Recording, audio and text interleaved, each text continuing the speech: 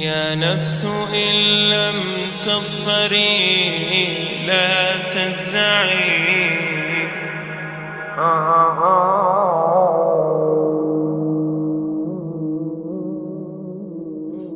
All the praise is for Allah, who is the author of all existence and the most generous to his creation, while he is also the all-compelling. He is the only one worthy of our worship, having no partners, no associates, no sons, no daughters, no one whom he must consult, and no one or anything which has any comparison with him. All the praise is for Allah, who is the King of all who claim sovereignty, the only one who has the right to legislate for his creatures. He is the giver of life. He is the causer of death, while death has no effect upon him, because he is the ever-living, the self-subsisting, the eternal and the only absolute. All the praise is for Allah, who has power over all things, and there is in reality no power and no strength, no influence to cause benefit or detriment except through him.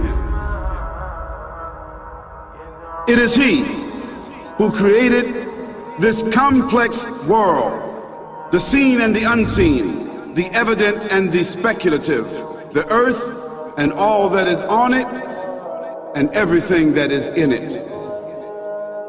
It is he who sent his messengers and prophets, alayhimus salam, with the common message of strict monotheism, which simply means that there's absolutely no one worthy of worship, no one worthy of our obedience except the Almighty, the One, the Absolute, and who has no partners. The earlier messages which changed the world in the area in which the prophets were sent, those messages we know have changed, and even the prophets who brought them, their names are now lost. We just know in general because Allah told us in the Quran, وَلَقَدْ بَعَثْنَا فِي كُلِّ أُمَّةٍ رَسُولًا أَنْ يَعْبُدُوا اللَّهَ وَاجْتَنِبُوا الطَّاغُوتَ. I've sent to every nation a messenger, calling people to worship Allah alone and to avoid the worship of false gods.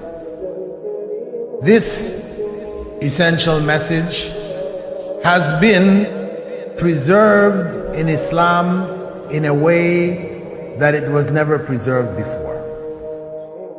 Not because the message was different, because it was the same message, but because of the fact that there would be no other prophets who would come after Muhammad sallallahu alaihi wasallam. So therefore that message now had to be protected.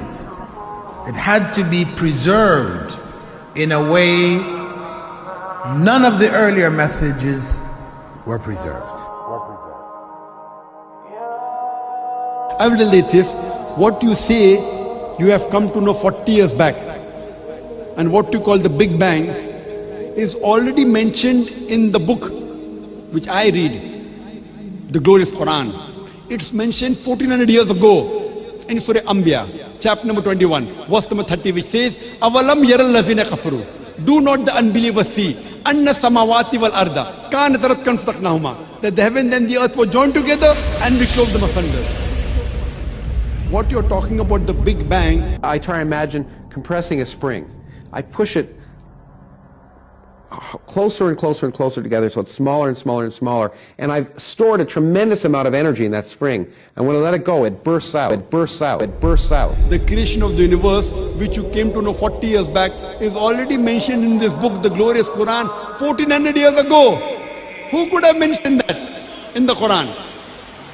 So the atheists will say, maybe someone wrote, maybe it's a fluke, maybe it's a guesswork. A human being, regardless of who they are, or where they are, or what they do, will have this curiosity. They'll want to know, why am I here? How did I get here? And do I have a purpose? And if so, what is it? The only one who would really be able to answer that question would be the Creator himself. If there is a Creator, it would be up to him to tell us why we were created and what he expects from us and what this life is really about. Allah has shown the people from the time of Adam until right now, has shown the people what he wants from them. And it's a very simple thing, and that is that worship be for him alone without any partners. In fact, we know this life to be a test from Almighty God.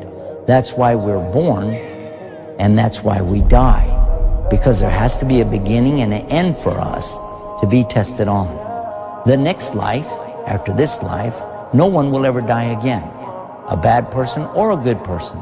Both are brought back and they continue to live in the next life, either in good shape or not so good shape, depending on how they did on the test.